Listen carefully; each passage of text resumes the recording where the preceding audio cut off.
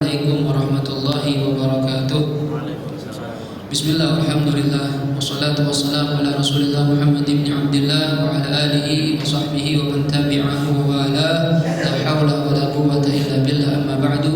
Para hadirin wal hadirat yang dimuliakan oleh Allah Subhanahu wa taala, puji syukur kehadirat Allah di siang hari ini kita masih mendapat taufik dan hidayah dari Allah Subhanahu wa taala sehingga kita masih mau dan mampu melakukan kewajiban kita salat zuhur berjamaah, dilanjutkan dengan meluangkan sebagian waktu kita untuk menambah ilmu pengetahuan kita tentang ajaran agama baginda Nabi Muhammad sallallahu alaihi wasallam. Hadirin wal hadirat rahimakumullah. Pembahasan kita terakhir atau kemarin masih mengenai tentang siwak, ya, bagaimana hukum bersiwak, yang mana siwak ini memiliki 5 hukum, kemudian siwak yang bagaimana yang sebaiknya kita pergunakan, bagaimana cara menggunakannya, ya, dan hal-hal yang berhubungan dengan siwak itu sudah kita bahas di pertemuan kita yang lalu. Pertemuan kita pada kali ini akan membahas tentang bab lain, yaitu babul wudu, bab yang membahas tentang wudu, ya. Nah, wudu ini salah satu perkara yang sangat penting dalam syariat kita karena kuncinya sholat adalah wudu. Artinya kalau sholat kita ingin sah, maka disyaratkan wudu kita juga harus sudah sah. Kalau ada orang sholat wudunya tidak sah, otomatis sholatnya pun tidak sah. Maka ini penting nih, ya, untuk mendapat kesahannya sholat, maka wudu kita pun harus sah terlebih dahulu. Nah, apa itu wudu? Al-wudu, ya, menurut syariat adalah ismun li ghasli a'dha'in makhsusatin bi niyatin makhsusah ala wajhin makhsus. Yang dikatakan wudu itu, ya, adalah sebuah nama untuk salah satu pekerjaan membasuh anggota tubuh yang khusus. Nah, ya, jadi wudu ini nama pekerjaan dalam membasuh anggota tubuh, tapi anggota khusus saja. Enggak semua anggota tubuh kita basuh, ya. Kenapa kok kita harus wudu? Ini karena di tubuh kita ada hadasnya, ya. Artinya apa yang kemarin sudah kita bahas di dalam bab sebelumnya, apa itu hadas? Hadas itu ada 2 macam, ada yang besar, ada yang kecil. Nah, wudu ini wajib dikerjakan kalau kita memiliki hadas kecil. Apa itu hadas? Hadas itu amrun i'tibariyun, sebuah perkara yang dianggap ada di tubuh kita, ya, yang na'u sihhatas shalah, yang dapat mencegah sahnya sholat. Ini hadas, ya. Makanya kalau wudu ini ketika kita hadas, misalnya kita buang angin atau kita kencing atau kita menyentuh wanita yang bukan mahram kita, ya, ketika kita melakukan hadas atau mendapatkan hadas, maka seakan-akan, ya, seakan-akan di anggota wudu kita ini ada hadas, ada kotoran, walaupun tidak kelihatan. Kalau pakai logika nggak masuk akal. Lah, saya kentut, kenapa wudu di muka saya? Harusnya kan cebok aja, misalnya gitu, ya. Orang saya kencing, ngapain wudu di muka, di tangan, di pala, di kaki?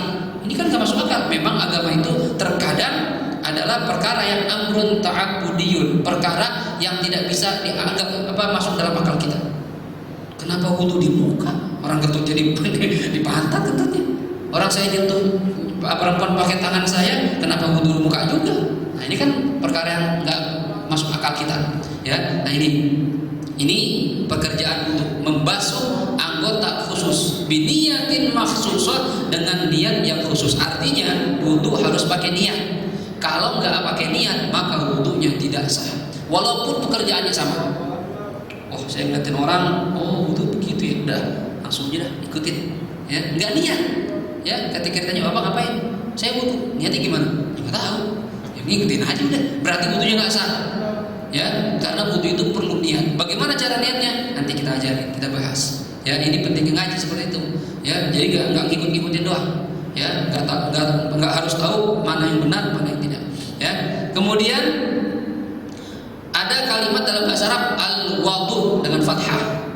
Tadi biasa kita dengar al-wudu dengan dhammah, wudu. Apa bedanya nih antara wudu sama wudu? Kalau wudu ismun lima'il wudu, yaitu airnya yang digunakan untuk berwudu, namanya wudu. Tapi kalau wudu pekerjaannya, ya, menghilangkan hadas, ya. Makanya dalam satu riwayat sahabat itu rebutan terhadap wadunya Rasulullah, bukan wudunya, wadunya artinya apa? Air bekas wudunya Rasulullah SAW.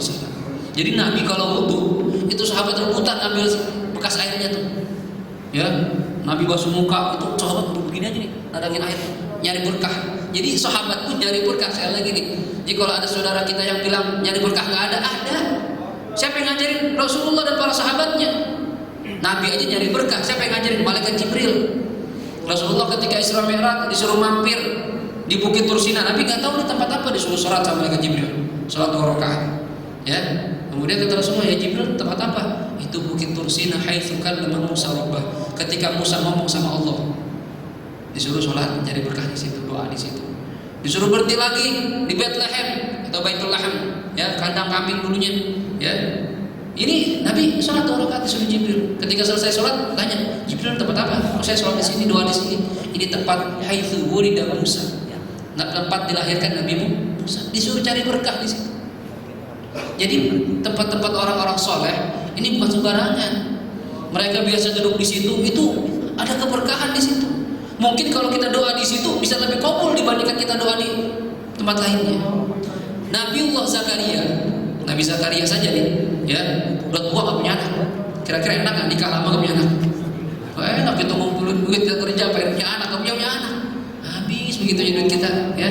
Orang lain berani nimang-nimang anak, kita ngiri. Nabi Zakaria sampai tua gak punya anak, ya. Nabi Zakaria kebetulan dapat mandat mengurus Maryam, ya. Maryam ini kebetulan ponakannya, ya. Waktu itu orang rebutan pengen ngurus Maryam, ya. Akhirnya dapat undian Nabi Zakaria secara singkatnya. Nah, Siti Maryam ini ibunya Nabi Isa, keistimewaannya dia dikasih satu tempat khusus di masjid, kayak kamar gitu dah, ya. Di situ dia ibadah, ya. Ini kalau Nabi Zakaria masuk situ menemukan buah-buahan yang tidak ada pada musimnya, atau buah-buahan yang gak pernah dia lihat di dunia. Ditanya sama Nabi Zakaria, ya, dari mana kamu dapat ini, wahai Maryam? Ya, kata Maryam, qalat hiya min indillah, ini dari Allah, dibawain sama malaikat. Ya, berarti tempat bukan tempat sembarangan, didatangin malaikat di situ. Ibadahnya Maryam didatangin malaikat, dikasih buah-buah dari surga. Ya, apa kata Al-Quran yang menceritakan tentang perbuatan Nabi Zakaria? Hunalika da'a Zakaria rabbah. Di situ tuh tempat malaikat bawa buah-buahan, tempat Maryam ibadah. Hunalika da'a Zakaria rabbah, qala rabbi habli dzurriyyatan thayyibah. Nabi Zakaria, ya. Disitulah Nabi Zakaria berdoa, dan di tempat Maryam itu Nabi Zakaria, padahal Nabi Zakaria bisa doa di mana aja kan? Ya, udah bertahun-tahun gak punya anak, doa di mana kayak gitu, nyendiri gitu, khalwat. Tapi enggak, begitu melihat Maryam dapat keistimewaan di situ, didatangi malaikat, dibawakan buah-buahan dari surga, disitulah Nabi Zakaria berdoa pada Allah Subhanahu Wa Taala, minta dikasih keturunan. Ya, akhirnya dapat keturunan. Di sini saja jadi gambaran bahwa Nabi Zakaria tabarukan, ada tabarukan itu. Sebagaimana para sahabat rebutan ngambil bekas wudunya Rasulullah SAW. Ini boleh. Saya waktu di Hadramaut itu, ya, ketika ziarah Nabiullah Hud, itu kalau guru saya lagi wudu di sungai Nabi Hud, ya, itu kita rebutan ambil bekas wudunya tuh. Ya, kita minum, kita usah-usah nih, ya. Kenapa? Ngikutin gayanya sahabat dengan Rasulullah SAW. Karena kalau nyari Rasulullah udah gak ada, sampai kami juga ada, udah meninggal, ya. Walaupun beliau hidup nih, hayatan barzakhiyah. Nah, gimana caranya kalau Rasulullah gak ada? Kata Rasulullah, al-ulama warasatul anbiya. Para ulama itu adalah pewarisnya para nabi. Yang nerusin para ulama itu, kita nyari berkah sama mereka, minta doanya, ya, deketin mereka, ngikutin gaya mereka. Ya, kata para ulama, manjalas janas. Apa? Manjalas janas. Orang yang sering kumpul sama seseorang, sering duduk bareng sama seseorang, nanti akan ikut seperti itu, mirip-mirip. Ya, dia ngumpulnya sama kiai mulu, itu lama-lama cipratan tuh, minimal berkatnya kecepatan. Coba dah datang sama kiai, duduk bareng situ, padahal bukan kiai, berkatnya sama. Ini kalau jamaah biasa di belakang, ya berkat kecil aja. Bukan temannya kiai, temannya doang. Masya Allah. Ya, coba kita bandingkan nih. Ini kertas nih, ya, atau Al-Quran. Kalau kertas putih seperti ini, misalnya kosong, Bapak berani nggak injek-injek kertas? Ini kertas kosong nih, injek-injek berani? Berani. Tapi begitu saya tulisin Bismillahirrahmanirrahim, ya, kira-kira ada yang berani nginjak orang Islam? Kenapa nggak berani? Kan kertas juga sama, kertas yang tadi juga, cuma saya tulis Bismillah, berani nginjak? Nggak berani, karena ada sesuatu yang mulia di situ, nama Allah Subhanahu Wa Taala. Begitupun dengan lembaran Al-Quran, yang tadinya kertas biasa ditulis Al-Quran jadi mulia. Kita cium, ya, kita peluk, kita jagain dia. Jangankan kertasnya, sampulnya aja, kan gak ada Qurannya, sampulnya doang kita cium-ciumin. Nih, kenapa? Karena dia menempel dengan sesuatu yang mulia. Makanya usahakan kita dekat hidup sama orang-orang yang mulia, mulia di sisi Allah Subhanahu Wa Taala, biar ikut kecipratan mulia. Gitu. Ya, orang kalau dekat sama orang soleh, insya Allah orang soleh gak bakal lupa ngedoain kita. Lah teman gue nih gue doain dah, biar bener, biar sukses, biar ini gitu. Ya, biar dapat terima taubatnya. Makanya penting kita bergaul sama orang-orang soleh. Penting mencari keberkahan dari orang-orang soleh. Ya, baik yang masih hidup ataupun yang sudah meninggal dunia. Jangan kira Nabi kita Muhammad meninggal mati kayak arang gitu, kayak arang. Kata Allah, wala tahsabanna alladzina qutilu fi sabilillahi amwata bal ahya'un 'inda rabbihim yurzaqun. Jangan sekali-kali kalian menyangka orang yang mati di jalan Allah itu mati begitu aja, tapi mereka hidup di sisi Allah, bahkan dikasih rezeki oleh Allah Subhanahu Wa Taala. Mereka lihat kita punya guru orang-orang soleh. Ini jangan kira guru kita meninggal nggak ngeliat kita, ya, jangan kira. Ya, Al Habib Umar bin Umar bin Abdurrahman Al-Attas, ya, Al Habib Ali bin Hasan Al-Attas, sahib Al-Attas pernah bercerita, ya, ada seseorang, ya, seorang murid, dia akan nikah. Diutus sama gurunya untuk dakwah di satu daerah pegunungan. Di sana ketemu calon wanita, senang dia lamar nikah. Ya, gurunya udah meninggal. Ya, dia dakwah di sana.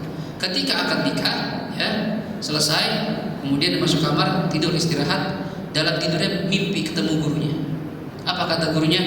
Hei fulan, tadi ente waktu akan nikah kenapa nggak baca khutbah nikah, kan sunnah hukumnya. Bayangin, di mimpinya gurunya negor. Jangan kira orang-orang soleh ini mati-mati kayak kita gitu, enggak. Mereka Allah perlihatkan tuh amal-amal anaknya, keturunannya. Bahkan dalam satu kitab diterangkan, jangan bukan orang soleh doang, orang tua kita bisa tahu kita ngapain. Yuhsyar, apa kata Rasulullah, tu'radu a'malakum 'ala asyarikum minal amwat. Amal kalian diperlihatkan sama keluarga kalian sudah meninggal dunia. Jangan kira bapak kita meninggal kita dugem enggak tahu. Ya Allah, anakku begini. Ya gua ajarin kok enggak jadi begini ya. Hati-hati nih, ya, ayo cari keberkahan dari orang soleh. Ya, al-wudu, air bekas wudu atau air yang digunakan untuk berwudu. Ini dulu diperebutkan oleh Rasulullah. Cuma kalau wudu pakai dhamma, ini pekerjaannya. Ya, itu bedanya ya, bisa bedain. Kemudian apa sih keutamaan wudu? Emang kalau saya wudu saya dapat apaan? Ya, kalau wudu makanya diusahakan para ulama ini, ya, disunnahkan kita mulazamatul wudu, melanggengkan wudu setiap saat, walaupun nggak pengen sholat.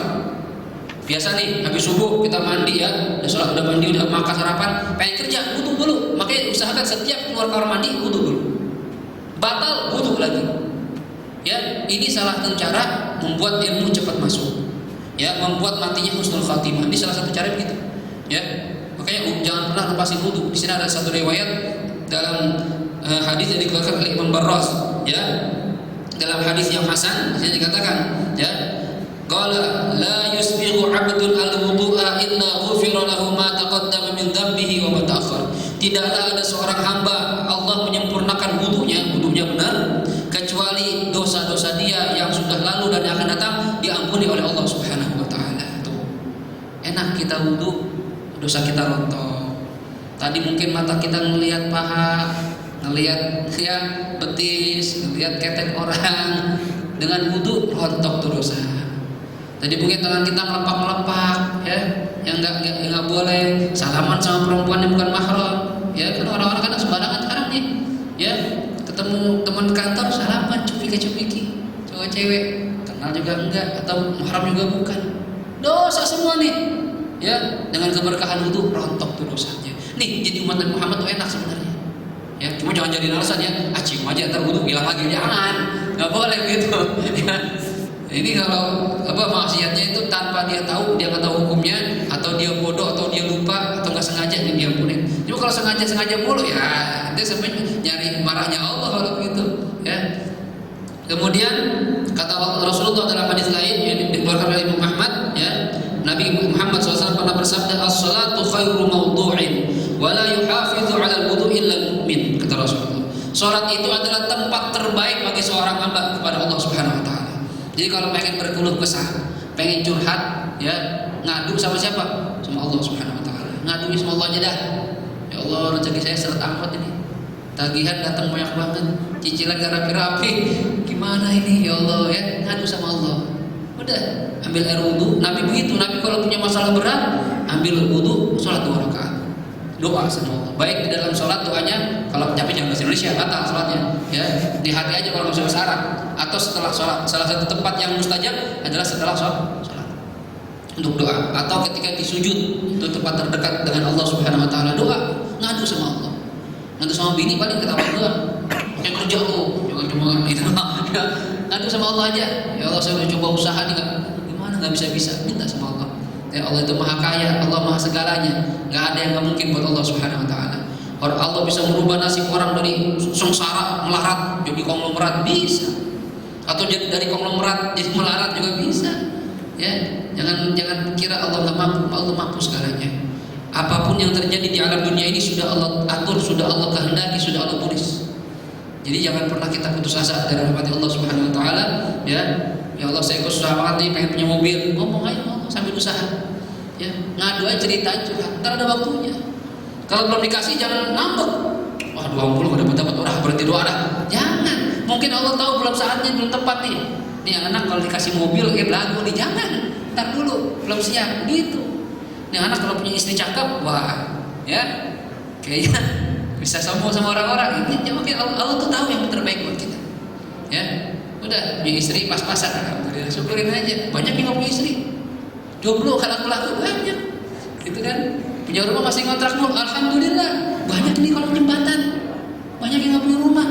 Bersyukur sama Allah Subhanahu wa taala. Ntar Allah tambahin, bukan bininya tambahin, bukan. Bersyukur nikmat Allah tambahin, ya.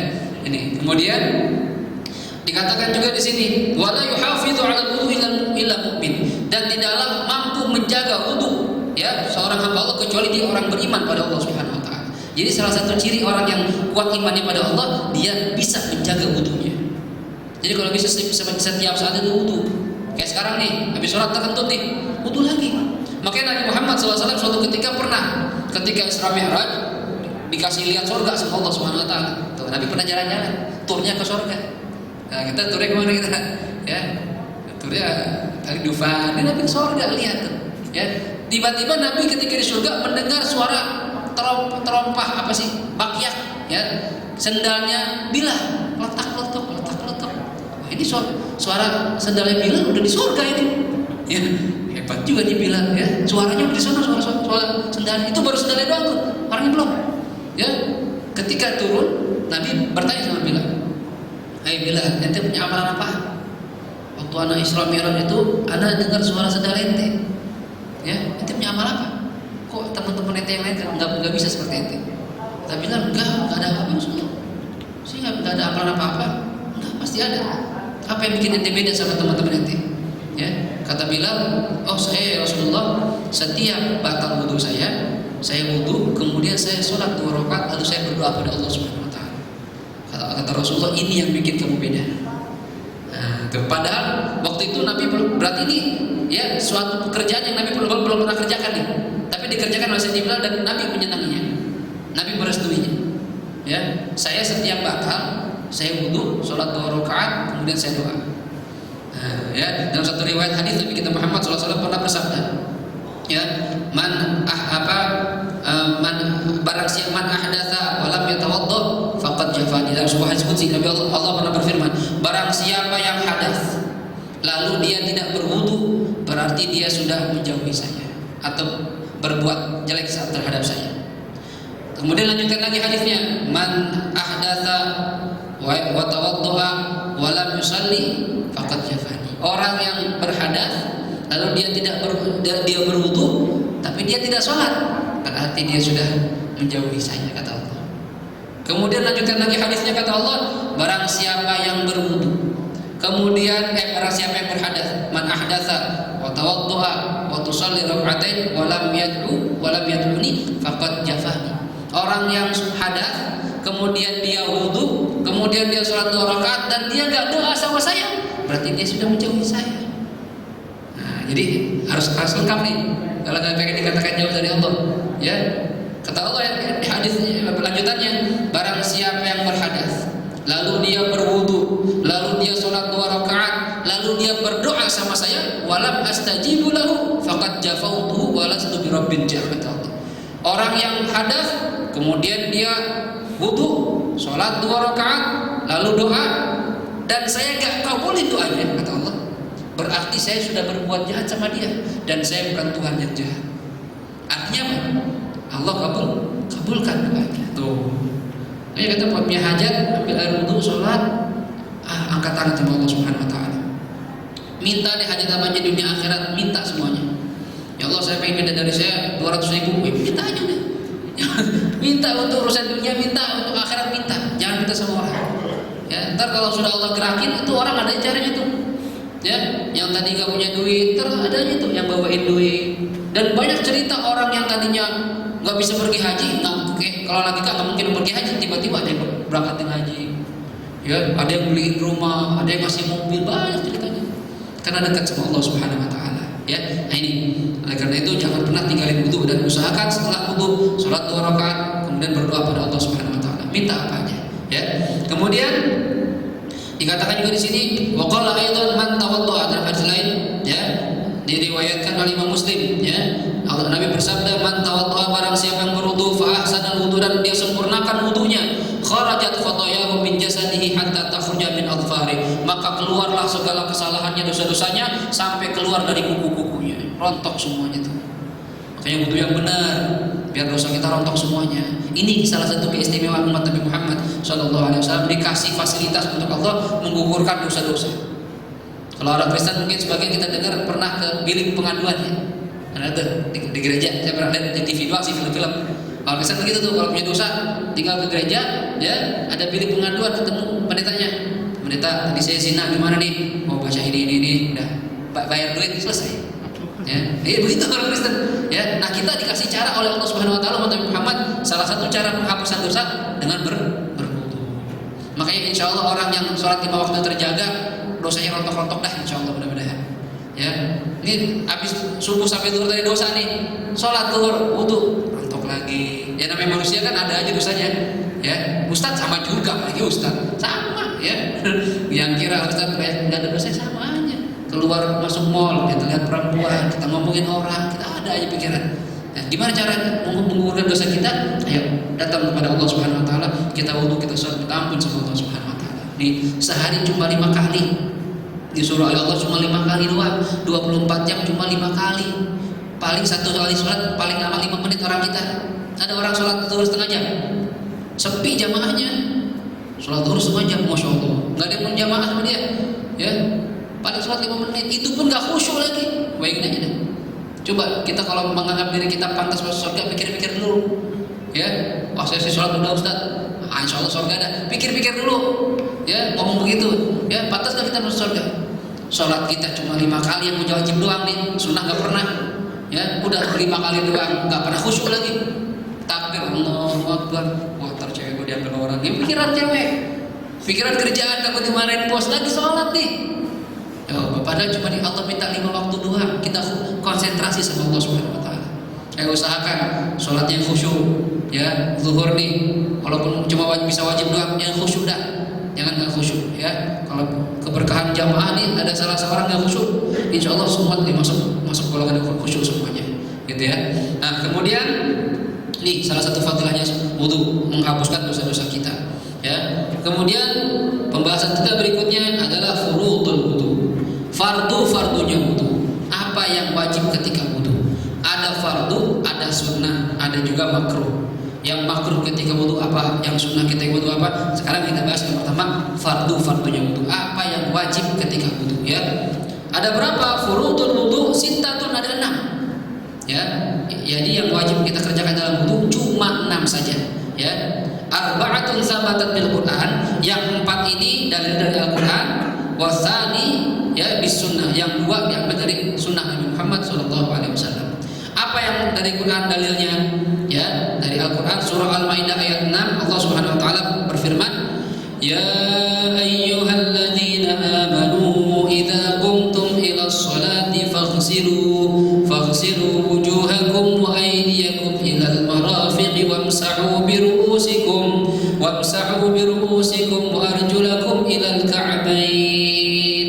Dikata Allah, wahai orang-orang yang beriman, idza qumtum ilas shalah, apabila kalian ingin mendirikan salat, ya, dan kita punya hadas, maksudnya di sini pembahasannya ya, faghsilu wujuhakum, maka basuhlah wujuhakum, wajah kalian.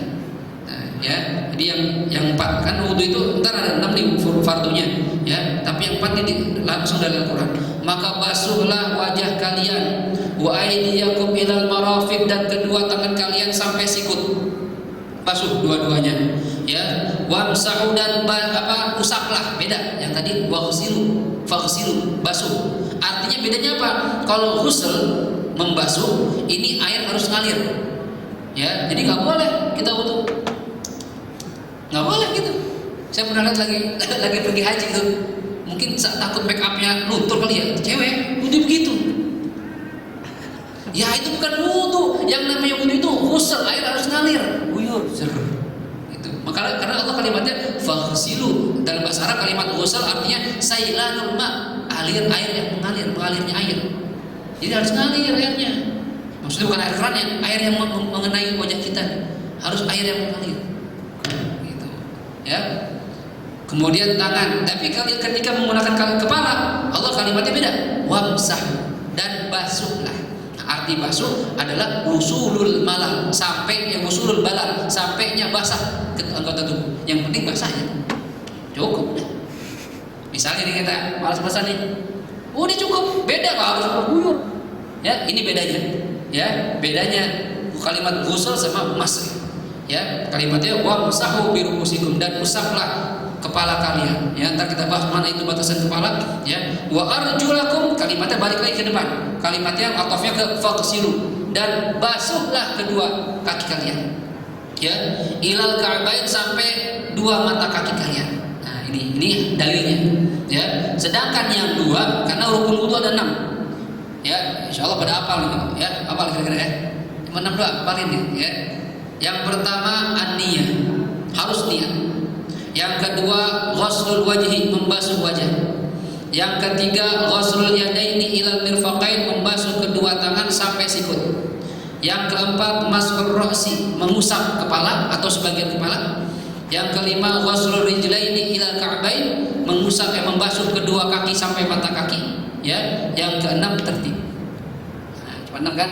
Ustaz, itu saya kan basuh kumur, hidung, kuping. Ya, gimana itu? Itu sunnah doang. Artinya kalau kita wudu cuma 4 anggota tubuh ini doang, wajah doang, tangan, kepala, kaki, sah kan? Sah. Nggak pakai kuping, nggak pakai kumur, sah. Karena yang wajib yang itu, cuma nggak ada sunnahnya, gitu loh. Tapi kalau tanya sah apa enggak? Sah. Misalnya buru-buru nih, cepetan, mau tinggal bus mau jalan, mana nih? Belum wudu, udah sah. Yang wajib aja boleh, sah. Ya, jadi 4 anggota tubuh. Yang 2 dari mana dalilnya? Dari, ya, kata Rasulullah, innamal a'malu binniyat. Dalilnya niat, hadis Nabi Muhammad mengatakan sesungguhnya setiap amal tergantung niatnya. Harus diniatin. Ya, pengen wudu niat. Kalau enggak niat berarti wudunya enggak sah. Pengen sholat niat. Kalau enggak niat berarti sholatnya enggak sah. Walaupun persis sama. Ya, ini harus diniatin, ya. Kemudian tertib, mana dalilnya? Ya, dalilnya itu pekerjaan Rasulullah. Nabi kalau wudu selalu begitu, nggak pernah diputar-putar. Dan Nabi setiap selesai wudu mengatakan, hadza wudu'i wa wudu'u anbiya'i min qabli. Ini wudu saya dan wudunya para nabi sebelum saya. Artinya aturannya begitu. Jangan ada putar-putar. Saya kaki dulu kaki, kepala, tangan, muka. Ini wudu kayak baru, nggak boleh, nggak sah. Ya, harus sesuai aturan Nabi Muhammad SAW. Jelas kira-kira ini. Jadi semua yang kita kerjakan ini ada dalilnya, gitu ya. Jadi nggak sembarangan ini, ya. Semua ada dalil, baik dari Al-Quran ataupun dari hadis Nabi Muhammad SAW. Sampai sini paham nih? Ya, udah jam 1, mau lanjut apa enggak? Lanjut. Kita bahas satu deh, ya. Masih dari pengerti. Kita bahas satu. Yang pertama dari fardunya wudu adalah an-niyah. harus niat. Ya, niat ini penting. Gimana niatnya? Ya, niat itu memiliki 7 hukum. Ya, arti niat di sini qasdu syai'in muqtarinan bi fi'lihi. Yang dikatakan niat adalah sengaja melakukan sesuatu ya berbarengan dengan pekerjaannya. Makanya niat itu harus bareng dengan pekerjaan wudu. Nah, makanya ini ada orang ini di mazhab Imam Syafi'i ini ya. Makanya ada orang kadang salah. Dia ketika cuci tangan niat wudu. Nawaitul wudu lirafil hadaits al-asghar lillahi ta'ala. Baru cuci muka. Ketika cuci muka enggak niat, ini enggak sah di mazhab Imam Syafi'i. Karena yang dikatakan niat itu harus berbarengan dengan awal pekerjaan ibadahnya. Sholat, kapan niatnya? Berbarengan dengan takbiratul ihram. Kenapa? Pertama pekerjaan sholat adalah takbiratul ihram. Jadi kalau misalnya di mazhab Imam Syafi'i ya, saya nggak membahas mazhab lain ya, dan tidak menyalahkan. Mazhab Imam Syafi'i kalau ada niat begini, pengen sholat, dalam hati nih, Usolli fardhu zuhri 4 raka'atin mustaqbilan qiblati adaan ma'muman lillahi ta'ala. Kemudian takbir, Allahu akbar. Enggak niat lagi, enggak sah salatnya. Mazhab Syafi'i. Kenapa? Karena ada syaratnya niat berbarengan dengan awal pekerjaan. Nah, sama seperti wudu. Wudu apa yang wajib pertama kali? Yang wajibnya ya, pada sunnahnya. Yang wajibnya adalah basuh muka. Maka kalau ingin wudunya sah, niatlah berbarengan dengan Anda membasuh muka. Jadi contohnya kalau ente wudu, ambil air, jangan niat dulu. Ketika airnya mengenai kulit kita, muka kita, baru kita niat. Nawaitul wudu'a lillahi ta'ala atau nawaitul fardhu wudu' lillahi ta'ala. Baru niat. Paham kira-kira ini? Ya, jadi berbarengan dengan air menyentuh wajah. Atau misalnya, saya kalau bareng nggak bisa banget, ya nggak harus bareng. Yang penting ketika air mengenai wajah kita niat. Contohnya, misalnya kalau orang kadang bingung nih, ya. Nah itu luar gambar juga, ya nggak pas juga. Ini bingungnya gimana? Bukanya keran, seret, taruh buka ente, kan air pasti ngalir tuh. Niat aja wudu, nah itu wudu. Pasti ada yang kena kan? Ketika air menyentuh wajah ada niat di situ. Jadi kalau harus pasti banget, wah nggak pas lagi. Ya itu ntar ulang-ulang jadinya, ya. Jadi intinya awal wudu yaitu basuh muka harus berbarengan dengan niat. Jelas kira-kira ini? Ya, itu artinya niat. Kalau nggak bareng namanya bukan niat dalam bahasa Arab tapi azam. Bukan azam yang ayat cinta apa ketika cinta bertasbih bukan. Azam itu keinginan. Misalnya begini. Ntar saya pengen sholat duha. Itu belum bukan niat itu. Baru keinginan atau azam bahasa Arabnya. Dan dia tidak berbarengan dengan pekerjaannya. Paham kira-kira? Nah, ya. Jadi penting nih mengerti waktunya niat kapan berbarengan dengan membasuh muka. Kalau ragu, guyur aja muka kita pakai gayung, saya pelan-pelan sambil niat. Apa itu wudu dalam hati? Ya, karena waktu tepatnya wudu itu di hati, bukan di ucapan. Yang dianggap itu yang di hati. Kalau lisannya baca, nawaitul fardhu wudu lillahi ta'ala, tapi hatinya nggak niat, nggak dianggap. Paham? Tempatnya niat itu di hati. Makanya ketika takbiratul ihram, niatnya di hati. Allah berbarengan dengan usolli fardhu zuhri gitu bareng. Ya. Jadi bukan di lisannya. Jadi apa fungsinya lisan? Sunnah mengucapkan niat liyusa'idal qalb, untuk membantu hati kita niat. Biasanya kalau udah usolli ngomong dulu nih, nawaitu fardhu wudu. Nanti pas lagi niat gampang gitu. Memudahkan ketika sedang niat. Oke, di mazhab kita Imam Syafi'i disunahkan talaffuz bin niat, mengucapkan atau melafazkan niat itu sunnah. Enggak wajib. Artinya kalau kita sholat nih, makanya kan ada saudara kita enggak usah pakai usolli, ya enggak apa-apa, sah-sah aja. Tapi di mata kita Imam Syafi'i sunnah mengucapkan dulu. Tujuannya apa? Membantu hati kita ketika akan niat. Jika ada orang sholat kan begini nih, atau masuk shaf, Allahu Akbar. Nggak pakai usolli. Kan kita kalau ya mata Syafi'i rata-rata pakai usolli dulu, ngomong dulu. Usolli fardhu zuhri ya. Ada yang tahu-tahu bahasa Jawanya ujuk-ujuk gitu ya. Ujuk-ujuk Allahu Akbar. Nah, ini gimana nih? Sah nggak? Sah. Yang penting ketika takbir dia niat gitu. Ya, cuma untuk mendapatkan sunnah lebih baik kita baca usollinya gitu ya. Kemudian itu tadi pertama apa pengertian niat. Kemudian hukumnya niat, wajib hukumnya niat di setiap ibadah wajib ya, kecuali ya ada pengecualian niat memandikan orang mayit, apa memandikan jenazah, ini nggak wajib tapi sunnah saja. Kan kalau kita mandi junub wajib niat ya, mandi sunnah wajib niat, tapi kalau memandikan jenazah ini hukumnya sunnah saja niatnya. Cuma itu doang, yang lain ibadahnya selain ibadah memandikan mayit, semua hukumnya niatnya wajib. Gitu ya. Tempatnya di mana? Tempatnya di hati, bukan di lisan. Jadi misalnya gini, kita sholat zuhur nih, ngomongnya begini, sholat zuhur, sholli fardhu asri, sengaja.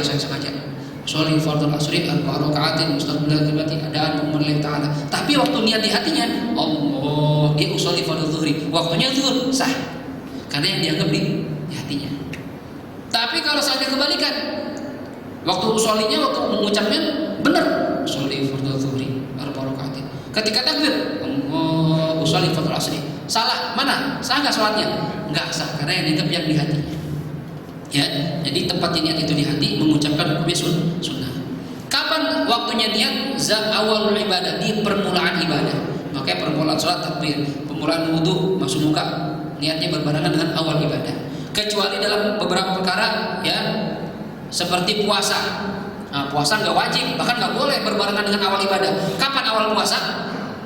Ketika matahari, ketika fajar terbit, masuk waktu subuh. Apa kita harus nungguin subuh dulu? Wah, fajar bentar lagi, ya, itu malah kelewatan jadinya. Pas fajar masuk kita niat, itu udah telat, namanya gasah malah puasa kita. Ini bedanya. Kalau puasa itu tidak boleh berbarengan dengan amal ibadah, tapi sebelumnya.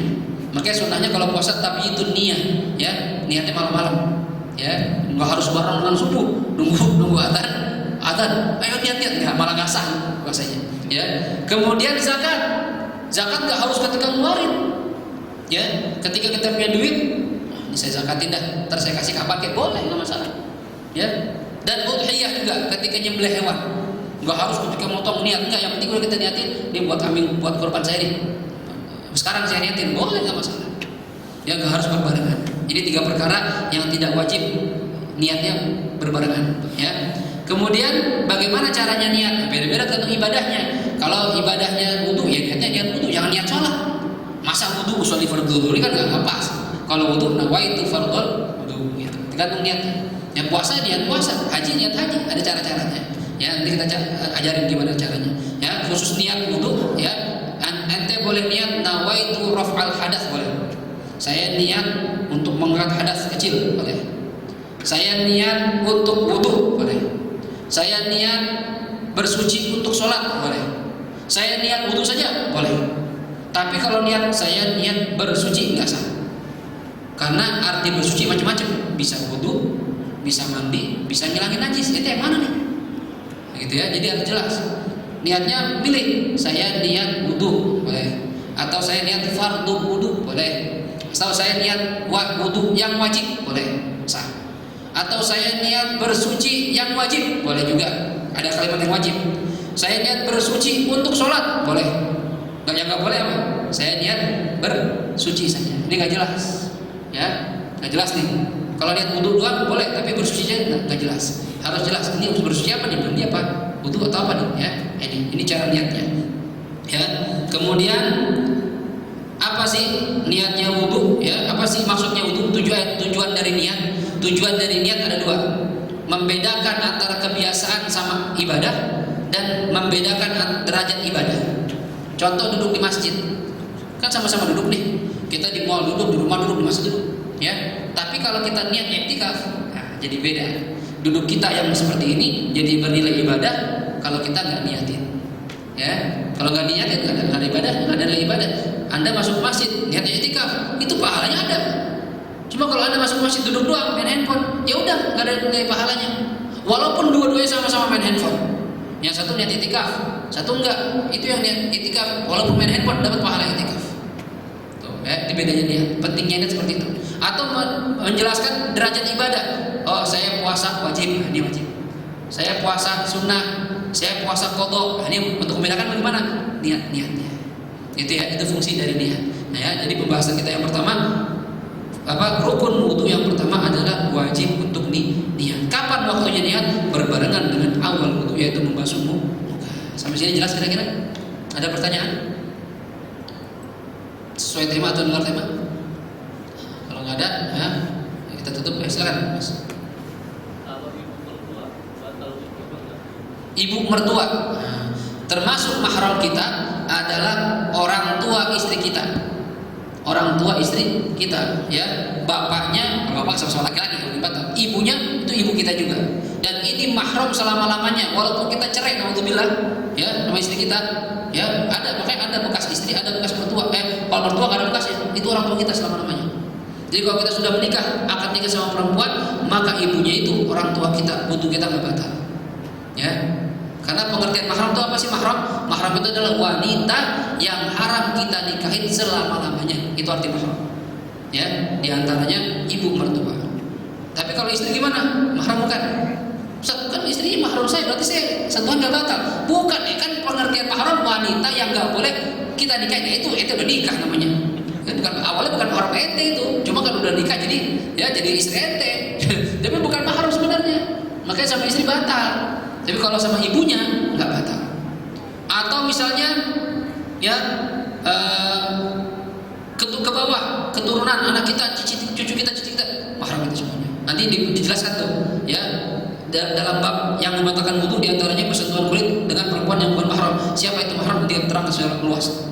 Ya, mahram dari segi nasab, mahram dari segi pernikahan, mahram dari segi susuan, ada pembahasannya.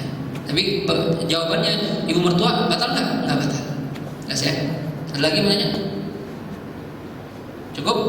Ya, kalau cukup kita tutup dengan suratul Fatihah. Kita mohon kepada Allah Subhanahu wa taala semoga ilmu yang kita dengar, kita dapat di siang hari ini bisa menambah pengetahuan kita tentang syariat Nabi Muhammad SAW, menambah cinta kita pada Allah, cinta kita kepada Rasulullah SAW, dan mudah-mudahan menjadikan ibadah kita seluruhnya benar di hadapan Allah Subhanahu wa taala dan sah menurut Allah Subhanahu wa taala. Ala hadhihi niyyah wa likulli niyatin salihah wa ila hadratin Nabi Muhammadin sallallahu alaihi wa alihi wasallam. Al-Fatihah. A'udzu billahi minasyaitonir rajim. Bismillahirrahmanirrahim. Alhamdulillahi rabbil alamin arrahmanir rahim maliki yaumiddin. Iyyaka na'budu wa iyyaka nasta'in. Ihdinas siratal mustaqim siratal ladzina an'amta 'alaihim ghairil maghdubi 'alaihim waladdallin. Amin. Astaghfirullahaladzim, astaghfirullahaladzim, astaghfirullahaladzim. Bismillahirrahmanirrahim. Alhamdulillahi rabbil alamin. Allahumma shalli wa sallim wa barik ala sayyidina Muhammadin wa ala ali sayyidina Muhammad. Allahumma ij'al jam'ana hadza jam'an marhuma wa tafarruqana min ba'dihi tafarruqan ma'suma wa la taj'alna wa la fina wa la ma'ana shaqiyan wa la mahruma. Allahumma ij'alna minal ladzina yastami'una al-qawla fayattabi'una ahsana. اللهم أحسن عاقبتنا في الأمور كلها وأجرنا من خزي الدنيا وعذاب الآخرة. اللهم ارزقنا فهم النبيين وحفظ المرسلين وإلهام الملائكة المقربين برحمتك يا أرحم الراحمين.